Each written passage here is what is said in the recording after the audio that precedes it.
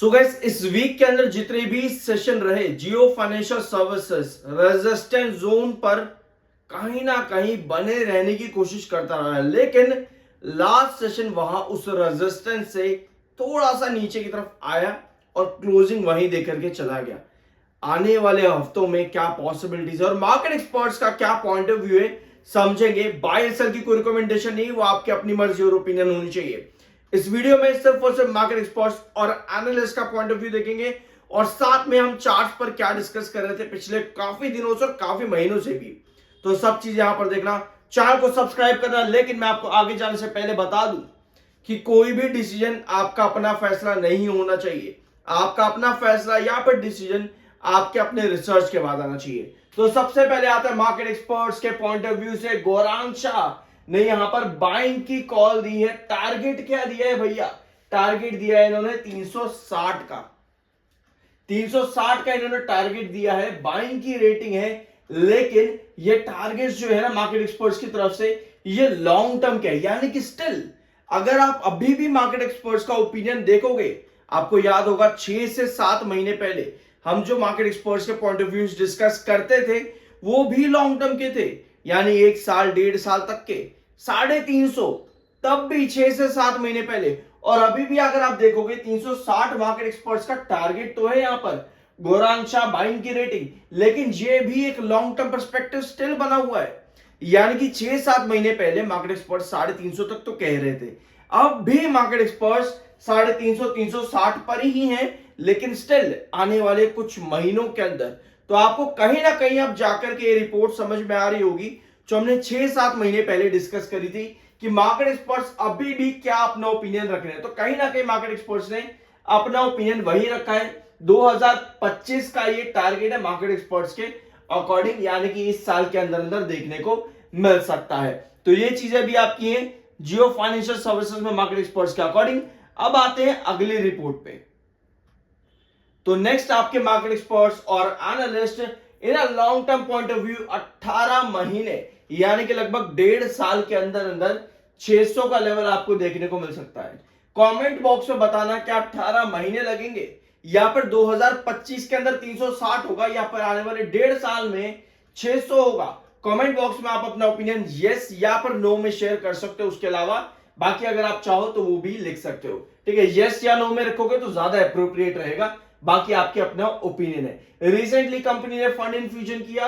Recently Reliance industries जो group यहां पर है, जिसका जियो फाइनेंशियल सर्विसेज एक अच्छी कंपनी आगे काम कर रही है, एक अच्छी एंटिटी बनकर के काम कर रही है, एक अच्छी सब्सिडरी बनकर के काम कर रही है, वहां पर बहुत से डेवलपमेंट देखने को मिले, जैसे कि जियो ब्लैक रॉक, जियो अलियांस, म्यूचुअल फंड। तो डिफरेंट सेगमेंट्स में जो कंपनी काम कर रही है, इन सभी कामों को देखते हुए market experts long term potential जो बता रहे हैं वो 7,000 करोड़ का बिजनेसेस का पूरा ग्रोथ यहां पर हो सकता है आने वाले फिजिकल ईयर 28 तक के अंदर। तो भैया मार्केट एक्सपर्ट्स 1.5 सालों में 600, ये आपका अपना ओपिनियन होना चाहिए कि आपको क्या लगता है वो आपके रिसर्च पर आएगा।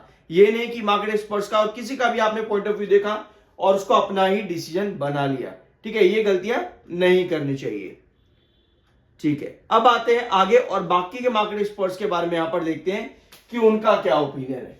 द्रुमिल विटलानी जो कि टेक्निकल रिसर्च एनालिस्ट हैं एट बोनेंजा, इनका मानना है कि भैया जो आपकी रेंज आती है ना, टारगेट ऑफ रेंज जो आपको देखने को मिल सकती है वो है 345 से 358, 345 से 358। यानी कि अगर आप अभी भी स्टिल, जैसे मैंने वीडियो की शुरुआत में बताया कि 6 से 7 महीने पहले भी मार्केट एक्सपर्ट 350 का ओपिनियन लेकर के चल रहे थे, और 6 से 7 महीने बाद भी अगर आप देखोगे मार्केट एक्सपर्ट्स इसी ओपिनियन पर अभी भी टिके हुए हैं, और वो भी आने वाले 1.5 महीना 2 महीना 3 महीने के अंदर। तो देखो यार, ये चीजें कहीं ना कहीं अभी भी क्या रिस्ट्रिक्शन के अंदर है। अगर आप बिजनेस वाइज कंपनी को देखोगे, जून का जो क्वार्टर कंपनी ने दिया भैया वो एक्स्ट्रा ऑर्डिनरी था, उससे बढ़िया भाई साहब एक्सपेक्टेशन थी नहीं, मतलब कि एक्सपेक्टेशन जो थी उससे तगड़े ही कंपनी ने नंबर्स दिए। तो अब आने वाले क्वार्टर से एक्सपेक्टेशन कहीं ना कहीं ज्यादा बन जाती, तो क्या मार्केट एक्सपर्ट्स उन एक्सपेक्टेशन को थोड़ा सा रिस्ट्रिक्ट करके अपने टारगेट्स रिस्ट्रिक्ट कर रहे हैं आने वाले 1.5-2 महीने के अंदर? अगर ऐसा है तो भैया ये रिस्ट्रिक्शन थोड़ी सी ज्यादा है। रीजंस क्या यहां पर हो सकते हैं? एक रीजन देखो ये आता है कि स्टॉक का जो पी है ना वो 130 पे है। अब आप कहोगे भैया पी से क्या हो गया, बिल्कुल एग्जैक्टली बिल्कुल सही बोला, क्योंकि यार कभी भी आप मार्केट में किसी भी एक इंडिकेटर के ऊपर नहीं बैठ सकते कि भैया एक इंडिकेटर मुझे पता चल गया पी 130 का है, भैया बड़ा महंगा हो गया, सस्ता होना चाहिए, यहां पर सस्ता होना चाहिए। लेकिन नहीं, हम कभी भी एक टेक्निकल या एक इंडिकेटर के ऊपर मार्केट में नहीं बैठते, चाहे आप शॉर्ट टर्म हो या फिर आप लॉन्ग टर्म हो, ये चीज आपको हमेशा पता होनी चाहिए। तो अगर 130 का पी है और अगर मार्केट एक्सपर्ट्स यहां पर अभी भी कह रहे हैं कि भैया 2 महीना 3 महीना लगेगा 350 के अंदर, तो आपको और टेक्निकल्स देखने पड़ेंगे, जैसे 2024 का पैटर्न। जब आप 2024 का पैटर्न देखते हो तब आपको कुछ चीजें नजर आएंगी। चार्ट पे आते हैं, यहां देखो, जब आप 2024 का पैटर्न उठा के देखोगे तब आपको नजर आएगा कि 328, 332, 2024 में भी यही आपके रेजिस्टेंस थे। एग्जैक्ट जाकर के उठा करके देखना 332, 328, और रिसेंटली भी यहीं पर ही आपको रेजिस्टेंस दिखे।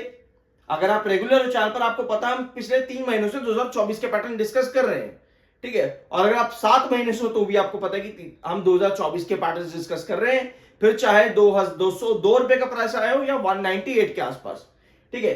तो अभी जो आपकी कंडीशन है 2024 के अकॉर्डिंग है। लास्ट सेशन के अंदर क्या हुआ है, पिछले 2 सेशन में अगर आप देखोगे, पहले तो आपके पास एक बुलिश कैंडल है, लास्ट सेशन की जो कैंडल है यहां पर कंसोलिडेटेड कैंडल है। कंसोलिडेटेड कैंडल का मतलब यह है कि आने वाले सेशन के अंदर भी, आने वाले सेशन में भी स्टॉक कहीं ना कहीं 328 को वापस से चेक करेगा, यानी रेजिस्टेंस के अंदर वापस आने की कोशिश, क्योंकि लास्ट सेशन के अंदर 327 पे क्लोजिंग हुई है, यानी 328 के जस्ट नीचे। तो अगर आने वाले सेशन में ये कंसोलिडेटेड कैंडल है 328 पर वापस आने की कोशिश करता है, मतलब ये है कहीं ना कहीं 2024 पर रिपीट हो रहा है एक बार फिर से, क्योंकि 2024 में 328, 332 पर सस्टेन करने के बाद में रेजिस्टेंस बनाकर के कंसोलिडेट करने के बाद में ब्रेकआउट फर्दर बने थे। तो अगर ये आपको पोजीशन चाहिए 2024 का पैटर्न फिर से, तो हमें चाहिए होगा कि 328 को वापस चेक करे और कहीं ना कहीं 328, 332 पर सस्टेन करने की कोशिश करे, क्योंकि अगर रेजिस्टेंस पर सस्टेन नहीं करेगा तो दिक्कतें बढ़ती हैं, बट अगर रेजिस्टेंस को सस्टेन किया बिना ब्रेकडाउन हो गया तो भैया दिक्कतें ज्यादा बढ़ी आती है, वहां पर भी आपको थोड़ा सा संभलना पड़ता है।